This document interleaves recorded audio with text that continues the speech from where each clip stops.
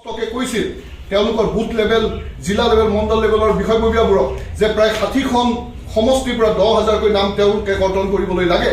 সেইখিনি কথা উত্থাপন কৰাৰ পাছত আমি একেবাৰে আচৰিতভাৱে আমি চিন্তিত হৈছিলোঁ আৰু আমি ইলেকশ্যন কমিশ্যন অফ ইণ্ডিয়াত এখন স্মাৰকপত্ৰ প্ৰদান কৰিছিলোঁ দিল্লীত গৈ যে এই বিষয়টোৰ ওপৰত সেই ভিডিঅ'টো ছিকিউৰ কৰিব লাগে, সেই ভিডিঅ' কনফাৰেন্সৰ ভিডিঅ'টো, আৰু ইয়াৰ ওপৰত এটা উচ্চ স্তৰীয় তদন্ত হ'ব লাগে। কিন্তু সেইখিনি আজিলৈকে কৰা নহ'ল। আমি সেই ভিডিঅ'টোত এইখিনি পৰ্যন্ত আমি গম পাইছিলোঁ সেই বিধায়কজনৰ মুখৰ পৰা যে মন্ত্ৰী অশোক সিংঘালৰ হাতত সেইখিনি দায়িত্ব দিয়া হৈছিল।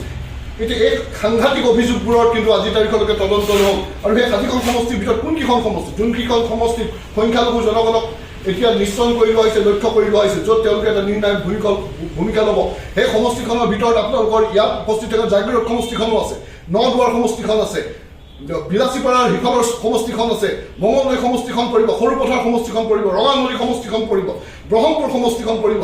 এনেধৰণৰ সমষ্টিবোৰত য'ত সংখ্যালঘু ভোটাৰে বা বিজেপিৰ য'ত ছাপোৰ্ট বেছ কম, যোনবিলাকে তাত ডিচাইচিভ ৰোল ল'ব, সেইসকলৰ ভোট কৰ্তন কৰাত এতিয়া ইতিমধ্যে উঠি পৰি লাগিছে। আমি এটা কথা স্পষ্টকৈ কৈ দিব বিচাৰোঁ আজি জাননীৰ নামত, কিন্তু এইখিনি কথা আমি কোৱাৰ পিছত এটা কথা ক'ব লাগিব। নগাঁও জিলাৰ আয়ুক্তই এই ক্ষেত্ৰত ষ্টেণ্ড লৈছে। তেওঁ কৈছে যে যদিও ৰাজনৈতিক হেঁচা তেওঁৰ ওপৰত পৰি আছিল, তেওঁ কিন্তু এটা মেৰুদণ্ড পোন কৰি তেওঁ সত্যৰ লগত ন্যায়ৰ লগত তেওঁ থিয় হৈছে। তেনেধৰণৰ আমি আশা কৰিছোঁ। আমি বিভিন্ন বিএলৰ লগত কথা পাতিছোঁ, বিভিন্ন বিষয়ৰ লগত কথা পাতিছোঁ। তেওঁলোকে অনানুষ্ঠানিকভাৱে আমাক জনাইছে যে সাংঘাতিকভাৱে এটা ৰাজনৈতিক চক্ৰান্ত, এটা ৰাজনৈতিক হেঁচা পৰি থকাৰ বাবে তেওঁলোকে সুকলমে কামখিনি কৰিবলৈ পৰা নাই। সেয়েহে আমি এটা কথা ইয়াৰ পৰা দাবী জনাব বিচাৰোঁ যে নটিছৰ নামত, এতিয়া হিয়াৰিঙৰ নামত যিখিনি ভেকু ভাওনা চলি আছে, কোনো হিয়াৰিং হোৱা নাই। খালি এপিক নাম্বাৰটো লিখা হয় আৰু তেওঁলোকৰ পৰা এটা চাইন লোৱা হয়। হাজাৰ হাজাৰ মানুহ গৈ কেনে এটা জেগাত বহে, তাত তেওঁলোকৰ শৌচালয়ৰ ব্যৱস্থা নাই, খোৱা পানীৰ ব্যৱস্থা নাই, এনেধৰণৰ পৰিৱেশ এটা। হিয়াৰিং লৈ থকা মানুহখিনি ট্ৰেইন নহয়। এনেধৰণৰ যি অবৈধভাৱে নটিছ ইছ্যু হৈছে, যি বাল্ক অবজেকশ্যন হৈছিল, সেই বাল্ক অবজেকশ্যন আইনগতভাৱে সেইখিনি অবৈধ। কমপ্লেইনেণ্ট যদি উপস্থিত নাথাকে সেই হিয়াৰিং বন্ধ হ'ব লাগে। কিন্তু আজি তেনেধৰণৰ হিয়াৰিং যি চলাই আছে, সেই হিয়াৰিং বন্ধ হ'ব লাগে। আৰু যদি সেই হিয়াৰিং বন্ধ হয়, কিন্তু ভৱিষ্যতত আমি ইয়াৰ বিৰুদ্ধে কিন্তু আদালতৰ সন্মুখীন হ'ম। আমি ৰাজপথত ওলাই যাম আৰু এই সংগ্ৰামখন দীৰ্ঘদিনীয়া হ'ব। সেয়েহে আমি অসমৰ মুখ্যমন্ত্ৰীক এটা কথা ক'ব বিচাৰোঁ, আপুনি যিহেতু বিকাশৰ নামত ৰাজনীতি কৰিবলৈ আপুনি নোৱাৰা হৈছে, আপোনাৰ হিন্দু মুছলমানৰ ৰাজনীতি প্ৰত্যাখ্যান কৰিছে অসমৰ ৰাইজে। সেইকাৰণে আপুনি এটা ফ্ৰী এণ্ড ফেয়াৰ ইলেকশ্যনৰ পক্ষত নাই।